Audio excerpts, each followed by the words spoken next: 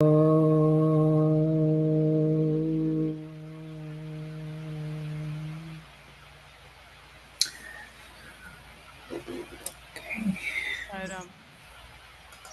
Baba named that building so not just arbitrarily.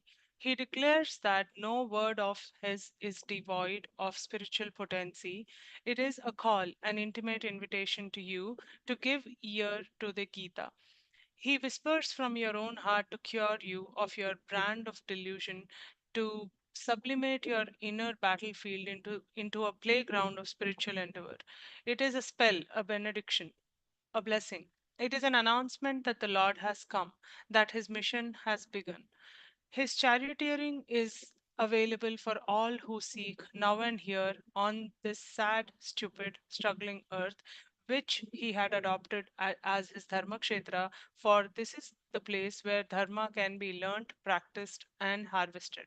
Engage in karma as regulated by Dharma. Practice Dharma with with the awareness that all is Brahman.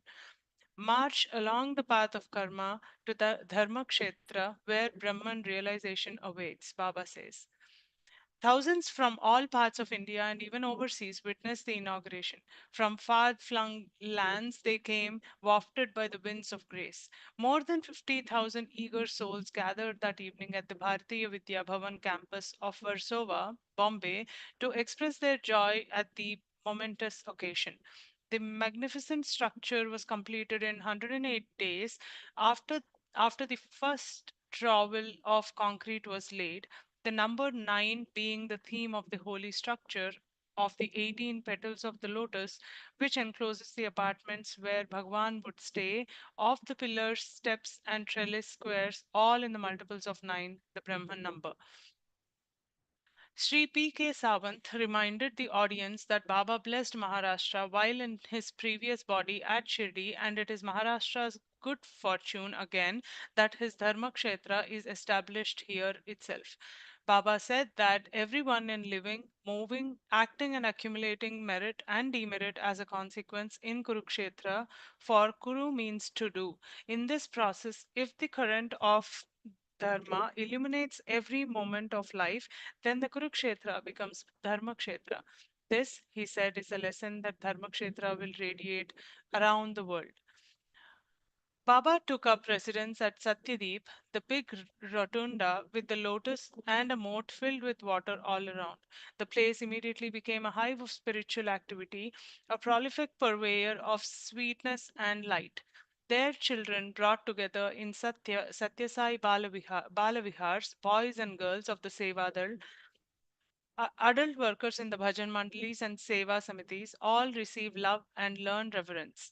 Baba speaks to seekers and social workers who gather in the prayer hall and they return with a deeper understanding and a wider outlook. Meanwhile, scores of omnibuses spilling over with the Sai devotees sped into Bombay from distant towns, the occupants singing bhajans at the top of their voices, making the pedestrians believe that Prashanti Nilayam was passing by. Every train that drew up at the Victoria terminus, Bombay Central, or Dadar brought special coaches from Madras, Trivandrum, Bangalore, Vijayawada, Nagpur, Navasari, Delhi, Calcutta, Lucknow, and Dehradun, and the villages around. Coaches packed with men, women, and children happy beyond measure, racing against time to have darshan of the Bhagwan they adore. The journey was strenuous and irksome, but the tedium vanished at the vitamin G released by the bhajans acted fast on both body and mind. And not just by land, the sea and the air too helped in transporting the joyous lot who came into Bombay by ship and plane from Ceylon, Singapore, Jakarta, Manila, Kuwait, Dubai, Casablanca, Mombasa, Nairobi, Kampala, Arusha, and Malta, from Hong Kong, Fiji, Tehran, and Tokyo, the Pacific and Atlantic coasts of America, the islands of the West Indies, Peru, and Brazil. For the first World Conference of those who chose to accept Baba as their master and preceptor was to be inaugurated on 16th May at Bombay in the Bharatiya Vidya Bhavan campus.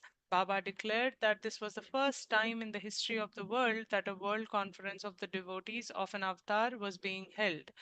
in the immediate physical presence and under the direct supervision and observation of the Avatar himself. No wonder they flew Indiawards in flocks, like birds on the ocean's open roof, winging towards the sheltering mast. As the delegates streamed into the hall that day at sunrise, they found a friendly fragrance beyond all memory, a warmth of welcome seldom known before. Behind the dais, on the wall, were two murals, one depicting Chaitanya, lost in the ecstasy of Sankirtan, and the other Tyagaraja, the saint who sang from the depth of his heart of the compassion. The majesty and the might of the Rama form of God he had ever before his eyes. Behind the chair that Baba was to grace was a mural of the Lamb, the flame of light and love, straight and bright, with no wind could shake or dim. At 9 a.m., Baba came in, showering the fresh petals of his gracious smile on all present. The sight of him emitting light and love thrilled and delighted every one of them. Soon the heavenly echoes of Vedic chants tingled in the ear. Then, after certain preliminaries, Baba called upon the delegates from each state to speak on the organizational aspect of sadhana in their respective regions. In response, judges, vice chancellors, scientists, doctors, poets, administrators, and businessmen rose and presented reports of the activities of the Seva Samitis, study circles, and bhajan groups engaged in sadhana prompted by devotion in others in their states. Howard Murfitt from Australia said, Australia needs your love, your light. Tideman Johansson from Norway confessed, your teachings, your guidance are urgently needed in Scandinavia, where dogma has very nearly suppressed genuine spiritual yearning. Dr. Nallai Nathan from Ceylon pleaded, we are children groping in the dark. Make us see. Dr. C.G. Patel from Kampala prayed, Africa needs you most. Indra Devi from Tecate, Mexico said, when I speak about Bhagwan to the students of Santa Barbara, Berkeley, Chicago, and other colleges, they refuse to disperse after the talk unless I promise that I would bring Baba to America. They are hungry for him, Charles Penn from Los Angeles asserted. We look to we look to India for spiritual guidance. We pray that Baba will come to us. When he is with us, he will be with everyone else too. The public meeting at the campus, held later in the evening, was attended by over 100,000, and Sai could be seen seated firmly in the hearts of every one of them. The Deputy Prime Minister of India, Sri Morarji Desai, the most Puritan of the lieutenants of Mahatma Gandhi, presided over the meeting. He had earlier met Baba at Dharmakshetra and sensed his divine compassion for a world struggling in the deepening bog of hate and greed. He was visibly moved when he saw before him squares upon squares of thickly packed aspirants, women on the right and the men on the left, silent, expectant, full of ardor and adoration from all over the world, from the steps of the temple, the mosque and the church, the gurudwaras and other shrines, feasting their eyes on the charming face of Baba. Sri Moraji Desai said that the best teacher of man was the Gita, since it exhorted him to work for the betterment of the world to his utmost capacity and at the same time to be unconcerned with success or failure, for God, to whom all work is dedicated, knows best how it should be rewarded. Baba began his address in Sanskrit. He had directed me to translate his speech into English, and I stood behind a mic at the other end of the dais. But as the language of the gods flowed as mellifluously from those divine lips, I was almost struck dumb with admiration and apprehension. How, I wondered, am I to canalize this surging Ganga into the Thames? Soon Baba continued in Telugu. The body is the shrine in which the I is installed. The country is the temple of the we, the collective will. The world is the temple of the he, the sum total of the I and we. This is a gathering of people of all faiths, and so it is fitting that I assert here that every faith is but an endeavor to cleanse the impulses and emotions as part of the process of discovering the truth, both seen and unseen. The search is for the same treasure. The summit is one. Only the tracks are many. The guides too are many, clamoring and competing for pelf and prestige, Baba said. Even those who swear that they did not find any trace of God in the depths of space, or who aver that God is dead, or that even if alive, he has outlived his use of man, that he has ever been a handicap and a costly nuisance for man, these two have to admit that there is something inscrutable beyond the reach of reason, something which pervades the world and reveals itself in love, renunciation, and service. That something is God, Baba declared in the course of rousing discourse on the divinity inherent in the universe, appreciating the efforts of the Bharatiya Vidya Bhavan to resuscitate the ideals and practices of Sanatana Dharma.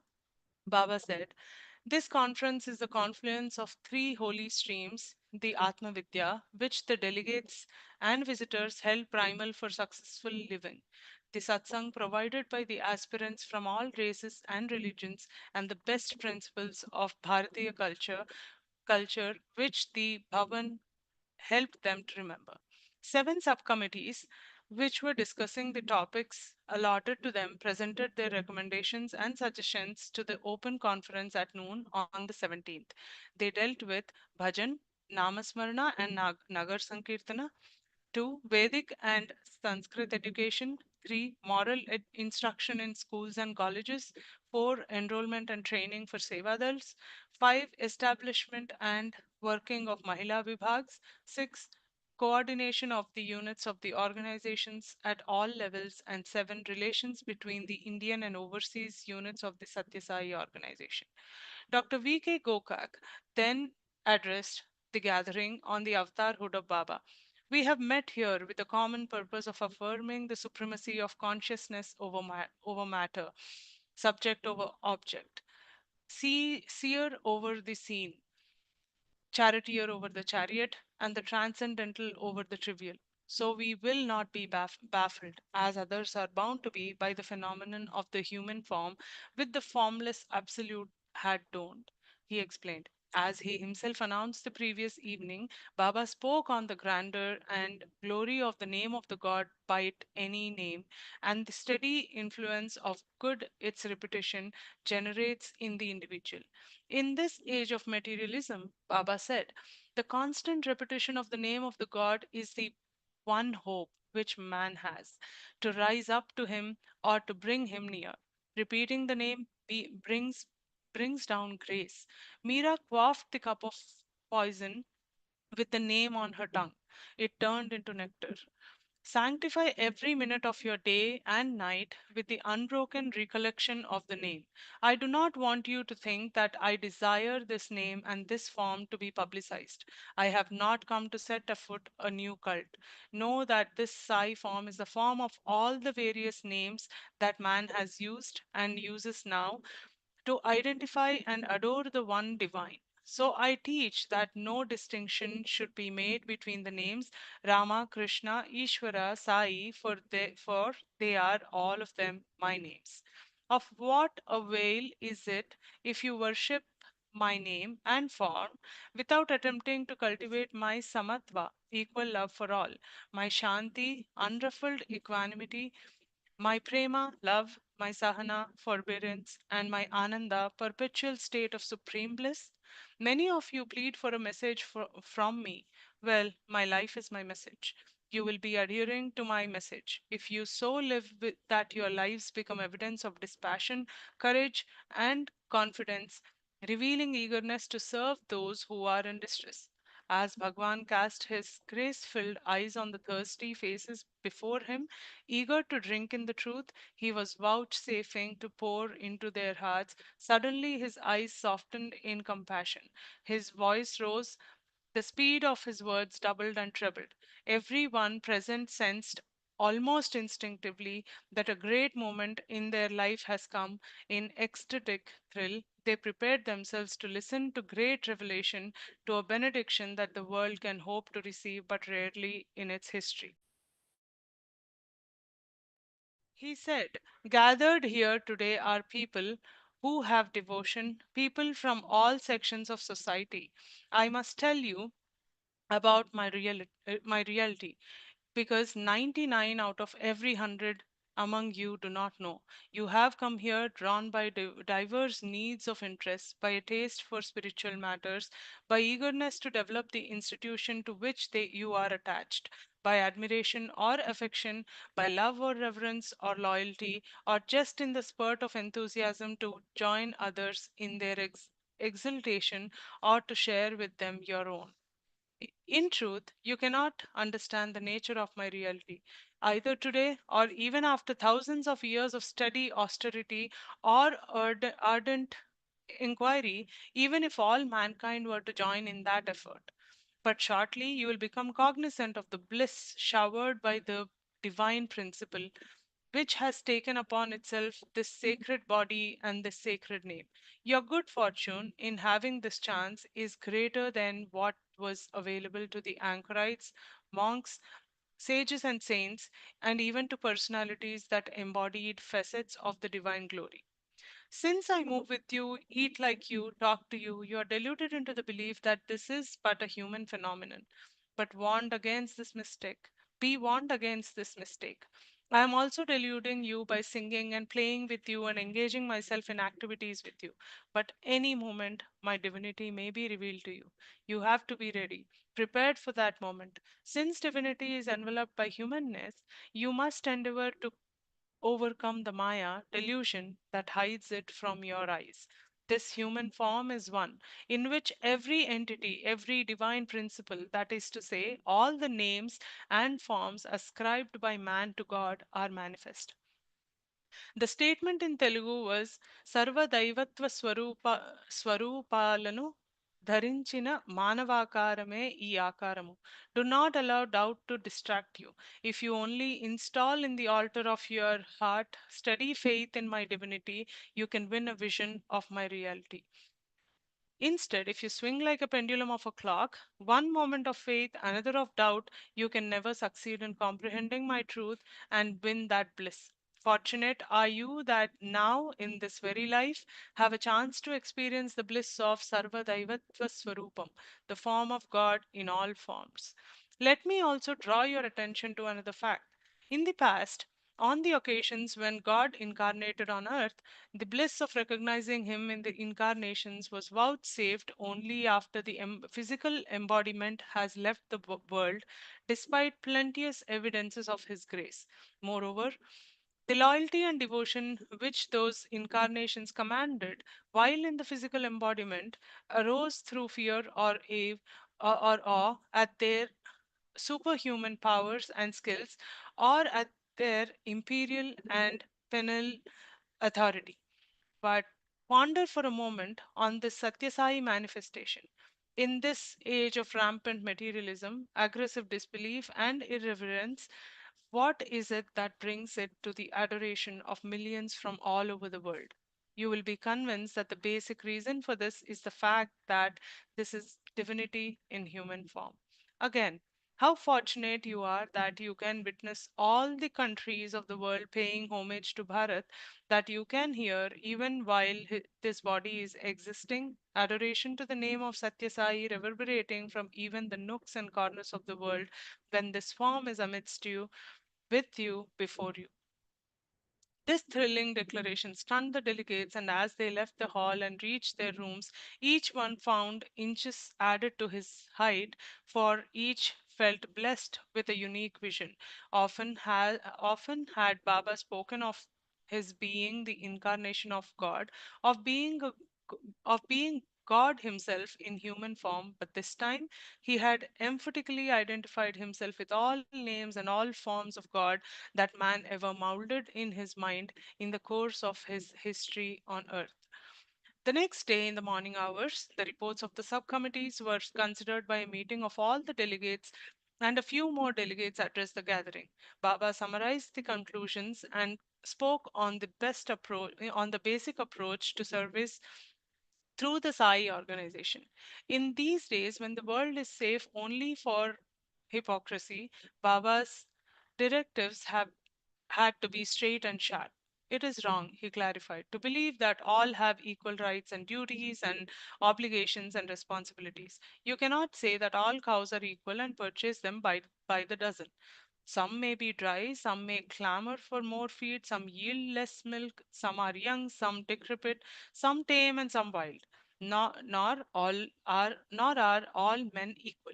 The code of conduct for each and towards each is decided by changing factors like age, profession, status, authority, scholarship, and sex, and considerations as to whether the person is a teacher or pupil, master or servant, father or son, sick or healthy, etc.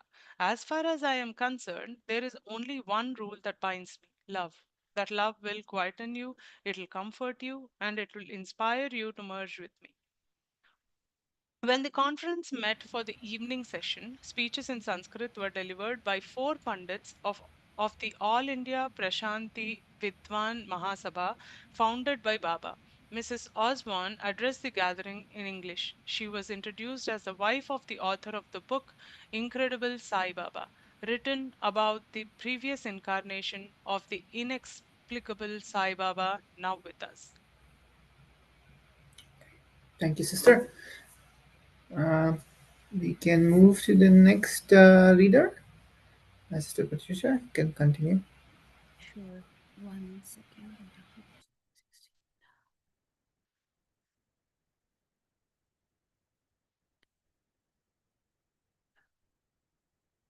Okay. When the conference met for the evening session, speeches in Sanskrit were delivered. Uh, okay, sorry.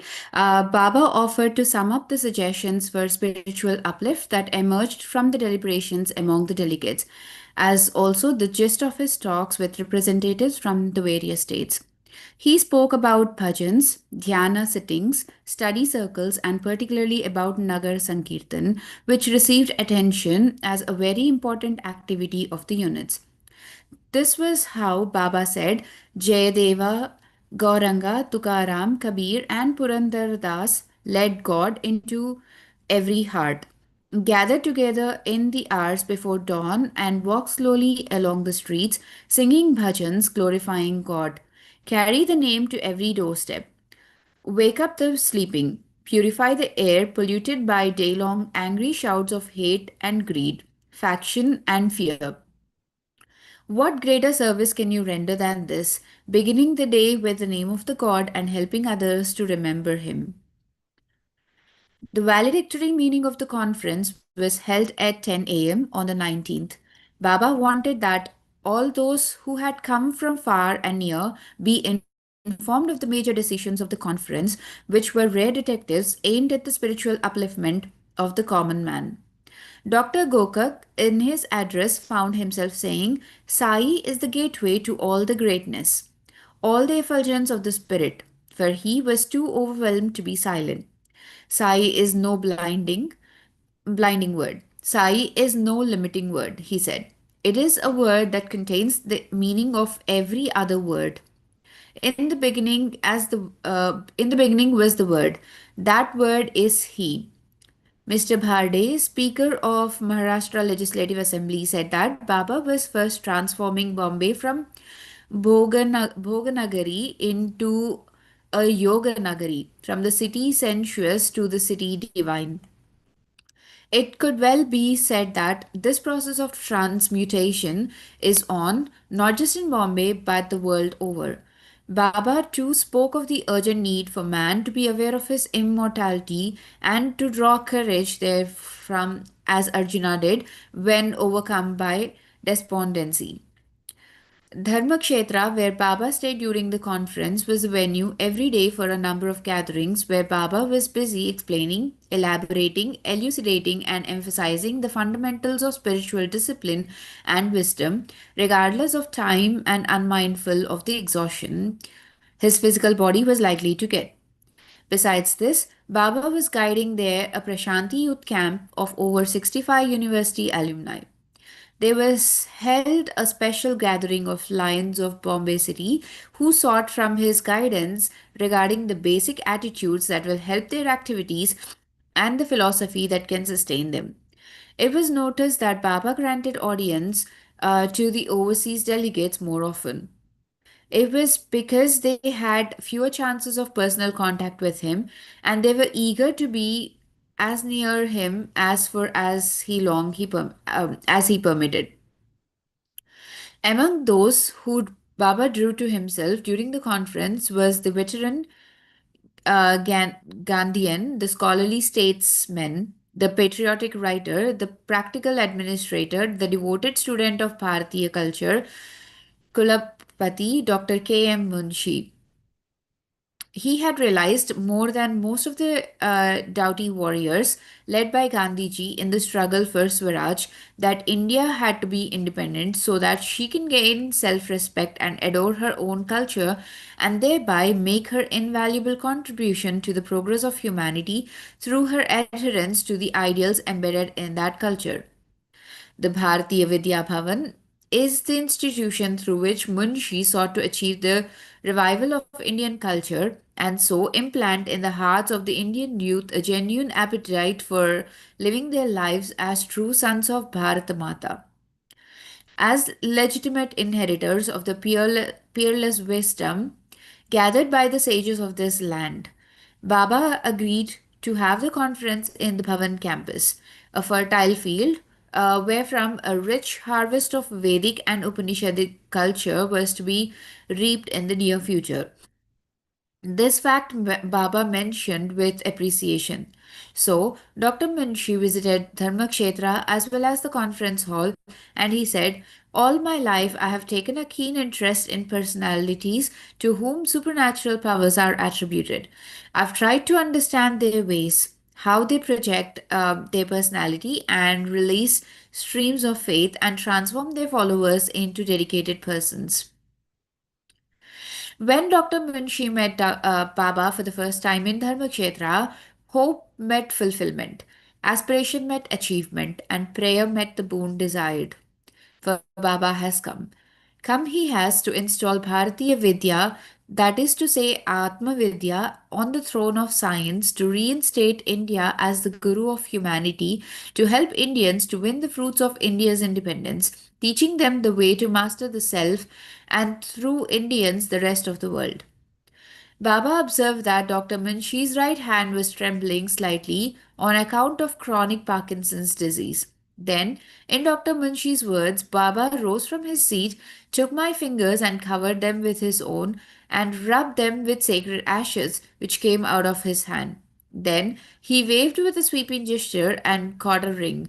He had materialized Got a ring he has materialized. He slipped it on the little finger of my right hand. I immediately perceived the stiffness of my fingers almost gone. So had the trembling in the right arm and leg. It needs to be mentioned here that the cure was permanent and not a passing phase.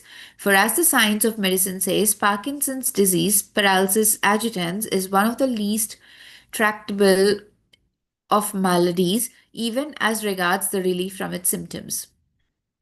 More than this miraculous relief from a physical handicap, which he was stoically tolerating, Baba removed the handicaps which stood in the way of these septuagenarian savant accepting Baba as the guru he was seeking. Baba visited Munshi's home, and all the members of the family found themselves confiding in him. He assured them that he was with them through all the turbid years of torture and sacrifice, martyrdom and power, disillusionment and determination, revival and recuperation.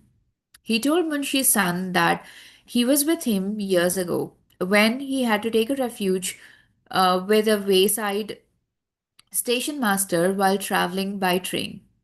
He took upon himself the burden of bringing health and happiness upon his kith and kin, for none is there beyond the pale of his love. Dr. Munshi writes, he has the capacity to plant seeds of faith in men Seeds which they sprout will liberate from the greed, hate, and fear. No wonder then that all the mental reservations with which Munshi approached Baba, whom he had taken to be just another in the array of Babas he had encountered during his checkered career, disappeared the moment he recognized the reality, and he did not hesitate to declare this in the pages of Bhavan's journal, one of the leading Indian periodicals, commanding a circulation of 50,000 copies. Describing his campaign in Britain, Julius Caesar said in a historic phrase, Veni Vedi Vici, I came, I saw, I conquered. Here. I went, I saw, and I conquered. This is the experience not only for Dr. Munshi. Everyone who goes to Baba and sees him through eyes that are clear and keen has the same experience.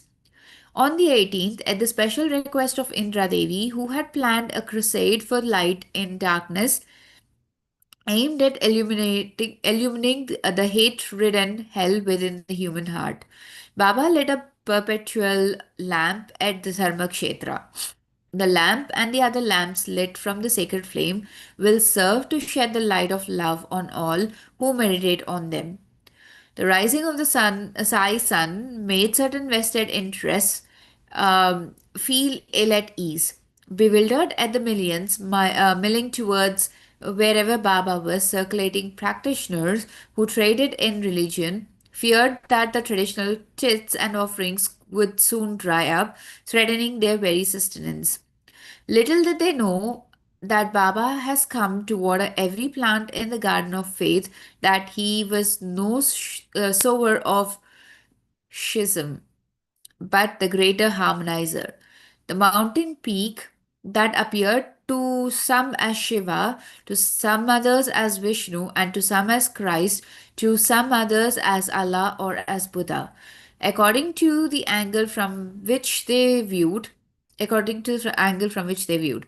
The yellow section of the press yielded to the temptation of blasphemy and scandal mongering.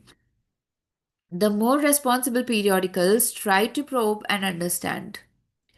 They requested that their representatives meet Baba and try to measure the depth of the rare phenomena in their midst. At 30, special correspondents representing leading English and Indian language newspapers came to Dharmakshetra on 21st May. The questions they asked were naturally prompted by curiosity. They wanted to know the purpose and modus operandi of the miracles performed by Baba. In reply, Baba declared that these were evidences rather than demonstrations of the divine. It is the love that prompts me to give, and when I want to give, the thing is ready. He said, I can, by my sankalpa, change the earth into sky and the sky into earth. But that is not the only sign of divine might. It is the love, the compassion, the supreme patience to deal with all this. This is the unique sign, Baba explained. Those who came to probe were prompted to sit and learn.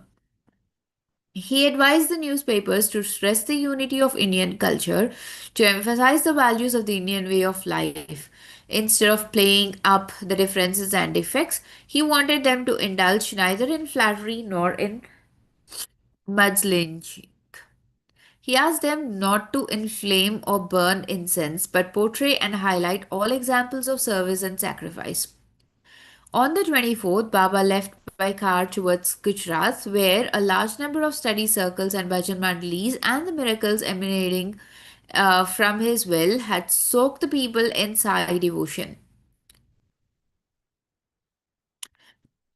He visited Navasari and Surat on his way to Baroda, where he spent a day meeting devotees from the area around like Nadiad, etc.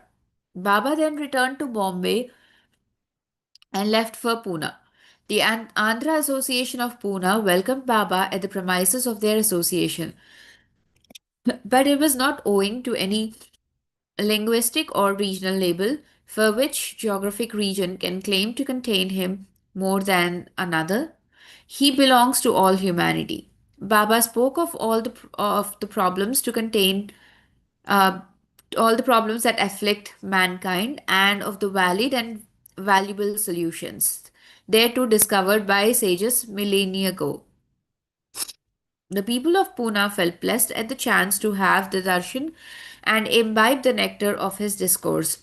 On his way to Hyderabad, Baba halted at Solapur, where he urged the people to investigate their own inner resources and learn to develop them.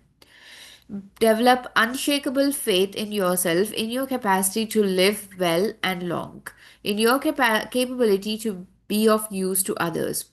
He exhorted.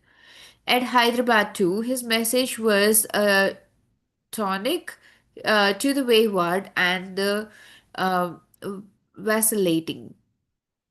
Be cheerful and sprightly. Cultivate faith in God. Keep virtuous company, nourish discipline, and cherish lofty ideals of service. Control the senses. Avoid seeing evil, hearing evil, relishing evil, thoughts and sights, words and news. Go straight, not along a crooked path. Do not read trash or see foul films. Discipline the wavering mind by means of bhajan, nagar sankirtan, and namasmaran. Baba directed.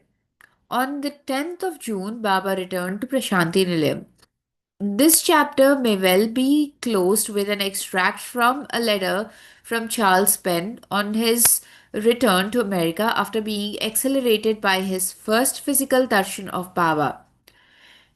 Having his faith and devotion enriched by the experience at Dharmakshetra and the World Conference at Bombay, especially Baba's revelation of his being the one divine principle come in human form.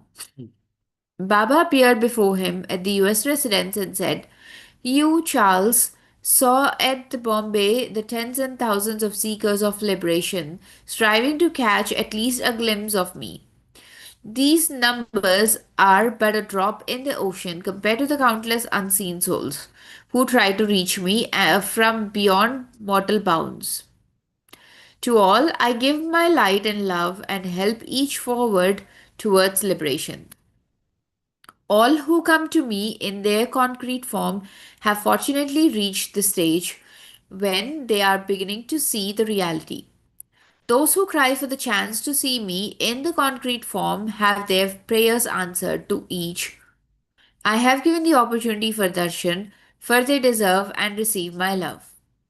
Then, Charles, there are those who may never see me in the concrete form. They have all the same reached me through a friend, a book, or a photograph. To each of these, if they yearn deeply, I'll give my darshan inwardly. These two I love as deeply, for they have begun to see themselves as being beyond their body as divine souls. This is true advancement towards self realization. Liberation and peace can be theirs through loving the Lord in meditation. All who meditate upon me as the one with many names and forms will have Shanti.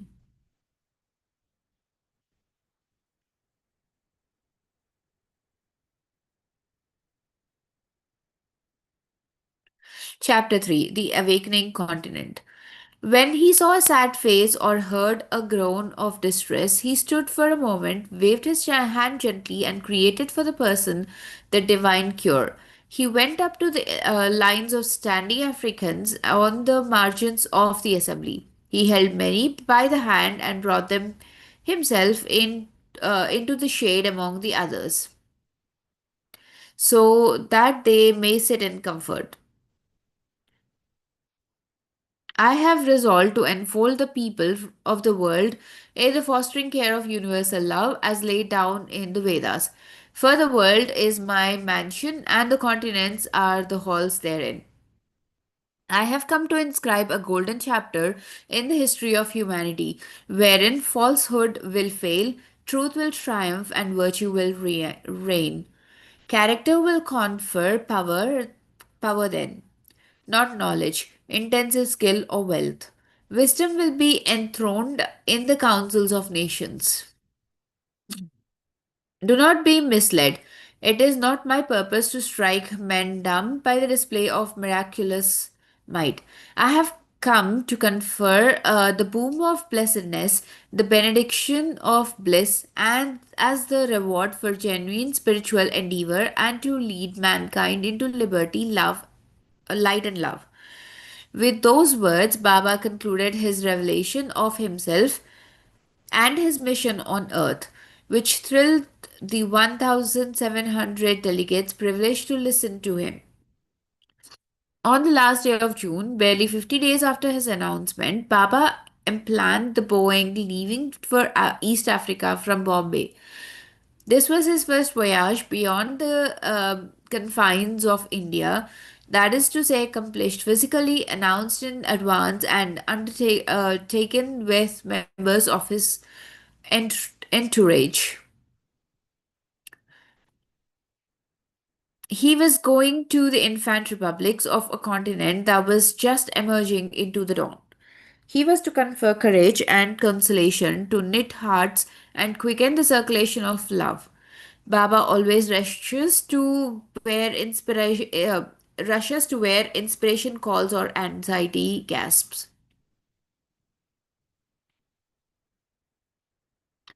The citizens of Bombay, at a mammoth public meeting convened at Dharmakshetra, bade him farewell on the 29th of June. Later, at the airport, crowds spilled over the terrace, pushed through the tarmac area in thousands, and used every atom of enthusiasm to cheer him as the plane took off. Flying at 590 miles an hour at altitudes of over 35,000 feet, Baba was busy in the Boeing granting the passengers, many of whom had boarded flight on purpose, signs of grace such as autographing a book, a photograph, materializing a handful or of curative ash, or furnishing illuminating answers to solve personal problems of every mankind. Bob Raymer of Los Angeles, a member of the party, saw Baba keep both his feet pressed on the slanting back of the empty seat beside just ahead of him. He did not miss the chance. He clicked twice and got two pictures of the lotus feet, which millions adore. At this, Baba pulled out one of the cards from the pocket behind his seat and wrote an affectionate admonition, sending it to Bob. Boeing 707. Bob responded with apology, commiseration through another picture card. The sky is blue, the ocean too. Our wish has come true. We are flying with you.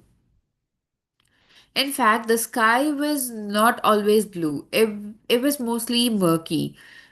What is the huge concourse of slow moving monsoon clouds on their way to India? The sea mirrored the sky. There was an occasional zigzag of silver ripple upon its face. One felt as if the plane hung in mid-air, while sea and land were pulled away from underneath by an unseen hand.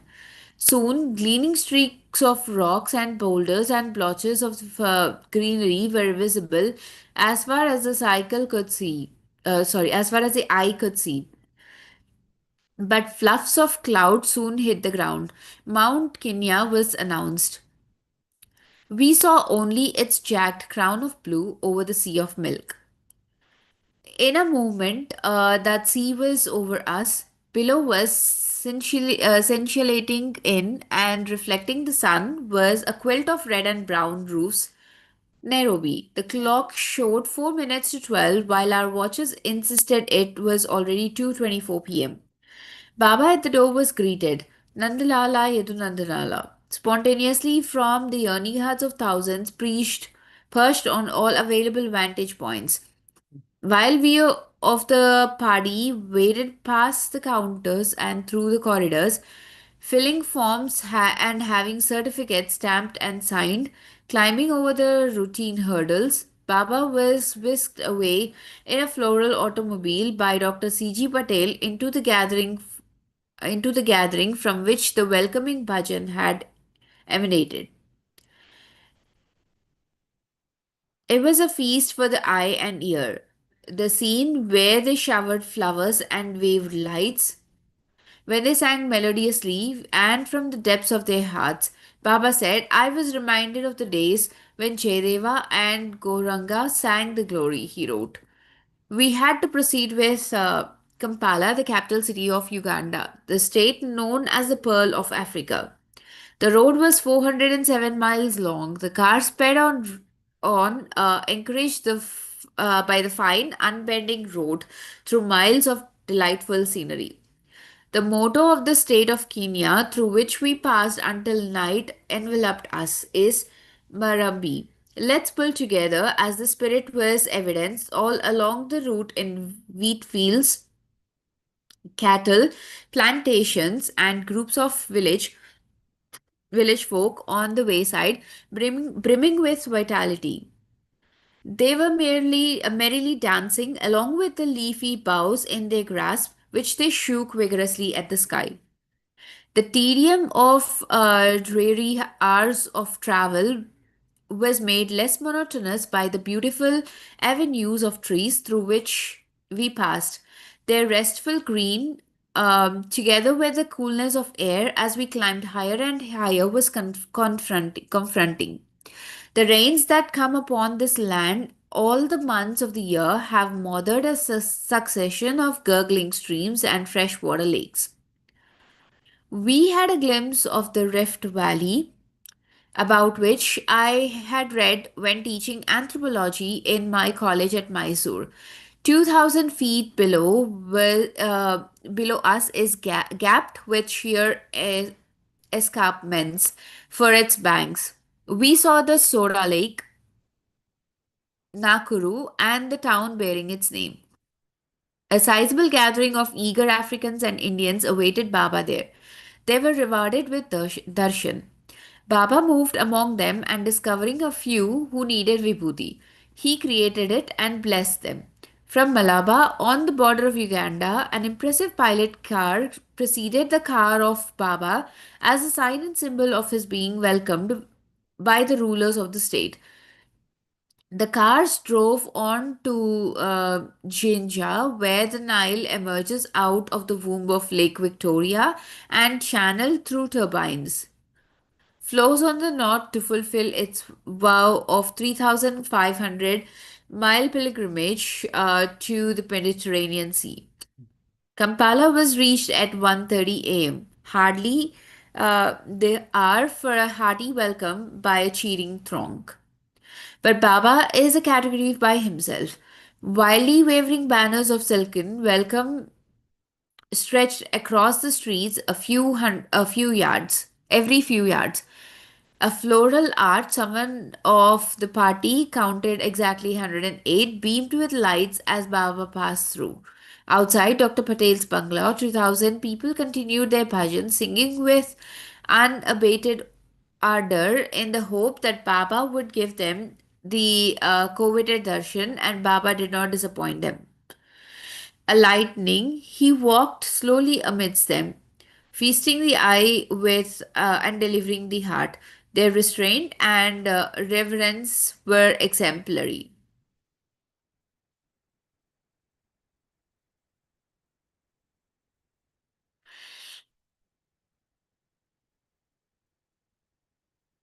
Never had Kampala yearned so excruciatingly for daybreak as on that night. For the city knew that Baba had arrived and would be granting darshan when the sun rose. Baba came out early next morning. He stood facing the unprecedented massive gathering. He moved lithe and lovely along the passage between the barricaded blocks of people, showering upon everyone his supreme compassion.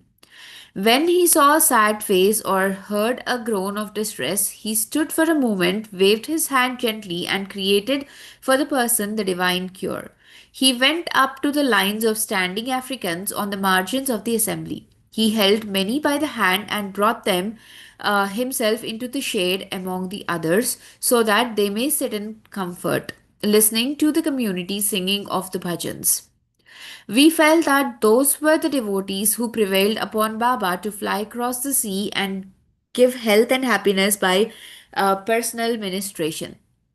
I have no need to see places. I'm everywhere always, Baba told us. You may drive around.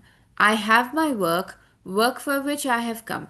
But Dr. Patel persuaded him to visit the Hindu temple, the Baha'i house of worship, and the television Tower Hill.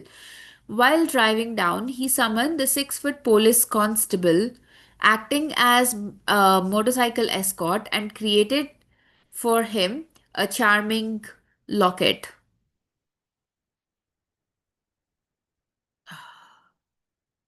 with a picture of Christ to be worn around the neck. He knew the man was Christian. Baba had come to fulfill, not to destroy or to disturb man's faith in God. His love brooks no barriers, no boundaries, no wall separating ism from ism. During the bhajans, he selected the sick and the disabled, the deaf and the dumb, the blind and the maimed, and taking them into the bungalow. He spoke to each one with love and tenderness. He spoke in Swahili, in English, or Hindi, and gave each of them token of grace, holy ash, talismans, and lockets with his own portrait or the picture of Christ or some sacred design. Everyone who came out of the room had a smile on the face, a twinkle in the eye, a ray of sunshine in the heart, and firmness in the step. A person who was stone deaf when he went in came out wonderstruck at the amazing world of sound. A polio affected boy came prancing outside. A patient who was wheeled into the room of hope walked out, his hands on the shoulders of his companions, while a volunteer pushed the empty chair out of the gate. The third day of July was a memorable one. First, the flight to Ngorongoro crater. It is the largest concentration of wildlife in Africa. Reaching the Entebbe International Airport by car, Baba, with some other members of the party, boarded a twin engine aircraft at 9 a.m. While three of us, having full faith in him, brushed aside the fear aroused by overzealous friends who warned that a single engine plane was not the craft that one would choose to fly over a jungle teeming with wildlife. Thank you so much, sister. Thank you. Thank you. Sharing this. Let us conclude uh, by Samasta Loka and Shanti Shanti. Om Samasta Loka Sukhino Bhavantu.